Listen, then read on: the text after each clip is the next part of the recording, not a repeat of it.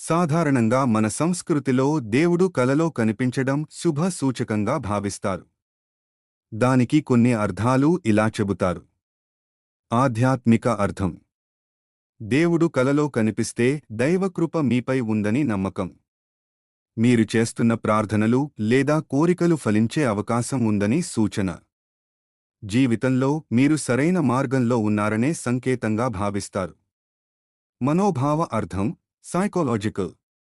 మీరు దేవుణ్ణి ఎక్కువగా తలుచుకుంటే, భక్తితో ఉంటే, అదే మనసులో ప్రతిబింబంగా కలలో కనిపించవచ్చు.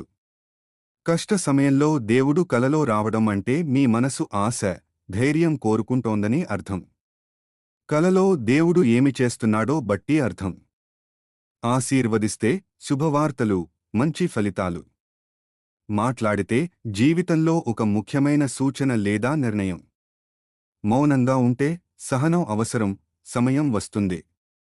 దూరంగా వెళ్తే మీ ఆధ్యాత్మికతపై మరింత దృష్టి పెట్టాలి.